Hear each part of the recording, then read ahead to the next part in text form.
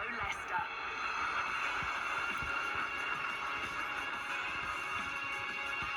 Well, a very good evening. I'm Owen Palmer-Atkin and welcome to the Football Forum here on BBC Radio Leicester.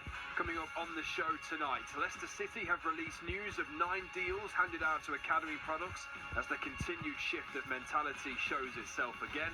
And we'll talk about how effective that could be in the Championship next season. Not to mention here, episode 1 of Having a Party, a Jamie Vardy story released today exclusively on BBC Sounds. With me to do all of that, former Foxes winger Matt Piper. Good evening, Pipes. Good evening, Owen. Good evening, everyone. Good to have you with us. Right, let's start then with the news that broke this morning as the club released the news that 9 academy products had signed new deals with the football club. Jakub Stolarczyk and Jeremy Monga are the headlines, as both have committed their futures to the football club.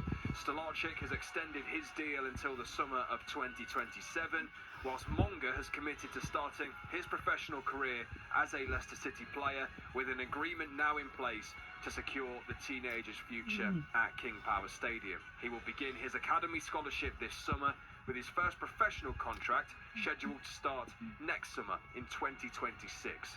Meanwhile, deals for talented midfield duo Sammy Braybrook and Henry Cartwright were confirmed, as well as Bader Luco, who made his Premier League debut on the final day of the season away at Bournemouth, while Silko Thomas, you might remember, won the Academy Player of the Year in the 2023-24 season. He signed a new deal as well, plus young goalkeeper Stevie Bowser putting pen to paper alongside Bobby Amati and Toby Onaniye. The club have also revealed that they have offered a new deal to Brandon Cover, and we understand that a deal for another talented youngster, Jake Evans, is also close to being completed. So, Pipes, as a proud member of the Leicester City Academy coming through from the first team, you must absolutely love waking up on a Monday morning to news like this. Oh, and that's exactly what happened.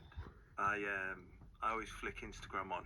You know, I'm pretty similar to you. Before you get out of bed, down with the kids and all that. Flicked it on, Leicester City. The first thing I seen, that it was a whole glut of, you know, all these new contracts handed out to some of the academy players. And it's brilliant news. I think after a season like we've had, to sort of head in that direction was really important. Clearly we need the talent there in the first place, which it is. But then making those announcements this morning and getting them deals over the line, especially, I don't want to single anyone out really, but I'm going to, especially Mungo, getting that deal sorted. It just protects the club a little bit as well, because I still think people will be interested in him. Just because he signed a contract, I mean, he's not leaving. But it means that he won't just get pried away for nothing, which is important. We'll talk about the individuals who have signed these deals in a few moments' time, Pipes, but after a season like the one that Leicester City have just had, and I suppose the lack of news this summer that many fans maybe thought they would be getting, I think there was a big expectation that there would be news around the manager sooner rather than later. We spoke about this last week as well. The main bookie's favourite to take over from Ruud van Nistelrooy, who is still in post, hasn't been sacked, hasn't been moved on, hasn't left, in Russell Martin. He's gone to Rangers. Because of that lack of news, because of the lack of any, I suppose, incomings, and because of the season that they've just had, it's also fair to give the club credit, I suppose, when they move in a positive direction and make positive decisions, because that's what this, as you said, glut of signings of academy products really feels like. It feels like something positive. No, it does. I mean, I think, you know, both things, as you say, can be true at the same time. Still really disappointed that we haven't heard any news whatsoever on the manager's position. You know, whether Ruud's staying or moving on or being sacked or whatever that is. But you can, you know, praise the club for getting these deals done and over the line. Pretty interesting to know. We're never going to know, but it would be pretty interesting to know, because if you're a young player at a football club, it's desirable, before you sign that contract, who's going to be the manager next season, especially for someone like Jeremy Munga, you know, who's been, and Jake Evans, who's been getting plenty of sort of substitute appearances under someone like Rude, you're going to only think he's going to give me more of an opportunity next season if he's the gaffer.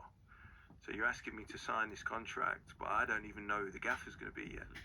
Do you know what I mean? So that's another finger point at the club to be like, come on, it's not super professional and what we've been used to over the years. So yeah, hopefully that gets sorted out quickly. But as I say, positive news that these guys have all signed new contracts. Especially when you look at the appearances made between Monga and Evans, it was 10 appearances in the Premier League last season. Monga with 7 and Evans getting 3 as well. So those two in particular have been the, I suppose, highlights of the academy that have really broken through. And actually the highlights of the academy that aren't even in or aren't even of the age you'd expect to be in the development squad. These are 15 and 16-year-olds that are playing under 21s football, which is incredible. But let's have a look at the players who have put pen to paper. You've already mentioned in bites. We have to talk about Jeremy Monga. How buzzing are you to see that young man, with all the talent that he has, put pen to paper to stay at Leicester City? Yeah, I mean, massively. He's the first name that I looked for this morning. Because he is such a huge talent. You know, I'm sure a lot of the other guys are. Obviously, we've not seen him as much, but you know, to get that deal done for the 2 reasons that we spoke about. One, because he's an unbelievable talent and he's going to really help improve the first team.